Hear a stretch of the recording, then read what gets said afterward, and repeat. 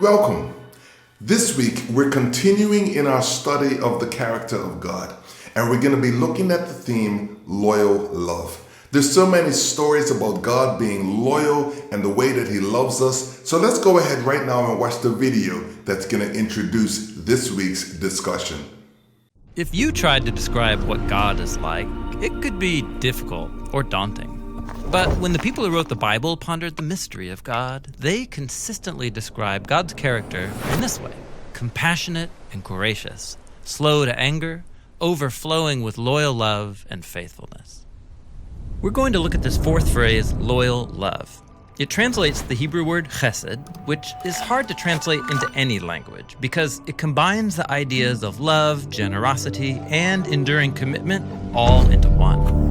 Chesed describes an act of promise-keeping loyalty that is motivated by deep personal care. Like in the story of Ruth. Ruth is a foreigner married to an Israelite man, but tragically, her husband dies along with his brother and his father. All Ruth has left is her widowed mother-in-law, Naomi, who has nothing to give her. Naomi tells Ruth she should go back to her people, but instead, Ruth promises to stay by Naomi's side and take care of her. And as other people watch Ruth keep this promise over time, they call it an act of chesed. Notice that Ruth's chesed is not conditional or based on Naomi's worth. Rather, it's an expression of Ruth's character. She just is a generous and loving person who keeps her word. That's chesed. Now, Ruth's loyal love is truly inspiring, but the one who shows the most enduring chesed in the Bible is God. Like in the story about Jacob, who is a treacherous liar even to his own family. But despite that, God chooses him and repeats the promise he made to Jacob's grandfather, Abraham, that he would have a huge family through whom God would restore his blessing to the nations. And so 20 years later, when Jacob realizes how undeserving he is, he says to God, "I'm not worthy of all the chesed you've shown me." And he's right. But God's chesed was never about Jacob's worth in the first place.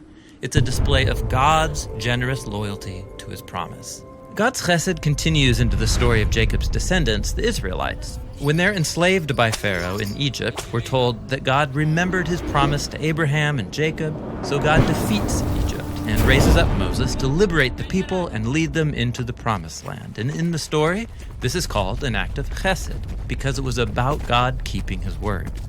Now, on their way to the promised land, the Israelites are scared of the nations around them, and they doubt that God can protect them. So the people threaten to kill Moses and appoint a new leader to take them back to Egypt. God is understandably hurt and angry, but Moses steps in and says, "Forgive the sin of these people because of your great chesed." Notice that Moses asks God to forgive not because the people deserve it, but because it's consistent with God's own character. And God agrees, and he recommits himself to a people that don't want to be committed to him. In the Bible, God is loyal and loving for no other reason than it's just who God is. Of course, he wants his people to respond with chesed in return, but even when they don't, God's chesed remains. The prophet Hosea compared Israel's chesed to a morning mist that's here one moment and gone the next. But God's chesed is enduring. Like in the celebration of Psalm 136 that opens by saying, "Give thanks to the Lord, for he is good," and then 26 times repeats, "His chesed is forever." And so, after centuries of Israel betraying their commitment to God, and after humanity's long history of violence and death, God still kept his promise in a dramatic and drastic way by becoming human and binding himself to us in the person of Jesus.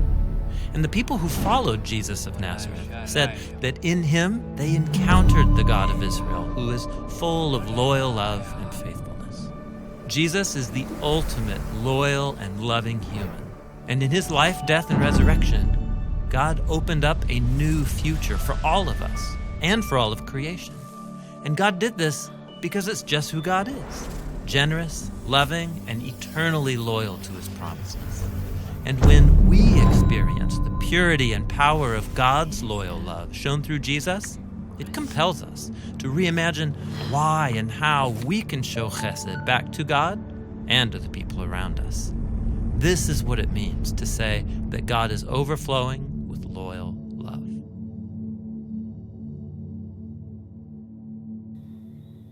Well, that's the video for this week on loyal love. So why don't you make it a point to spend the time with us this Tuesday at 7 o'clock, where we just get together to encourage each other and to pray. We look forward to seeing you there.